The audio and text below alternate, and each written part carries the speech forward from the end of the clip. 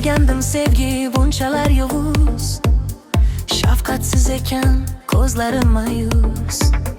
Hayotim aylandi xazonlarga kuz, sovuqlarda qoldim yuragimda muz. Bag'rini toshga aylantirgan sen, o'yinlaringda o'ynamadim men. Bilmayman, balki bu sevgi emas, zerikanda senga bog'langandurman. Bevafom taqdirim emassan, balki topaman mashhurim Layli. Bedavo dardim, balki man o'sha Layli.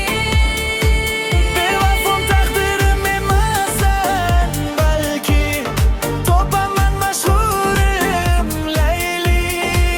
Bedavo dardim, balki o'sha Layli, o'sha Layli.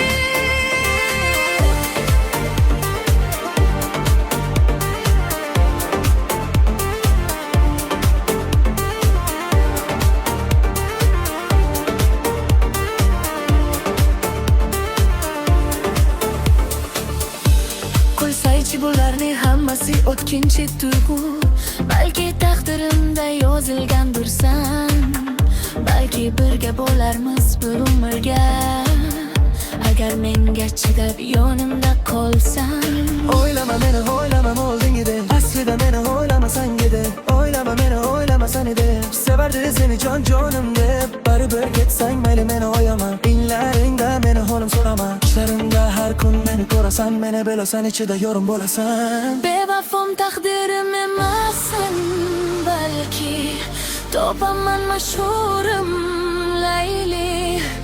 Bedavo dardim, balki man o'sha Layli. Bevafom taqdirim emassan, balki topaman mashhurim Layli. Bedavo dardim, balki o'sha Layli, o'sha Layli.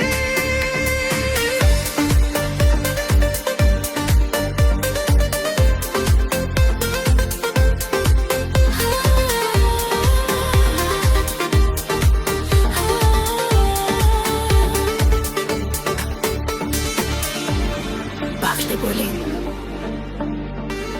ko'p yashang, baxtli bo'ling.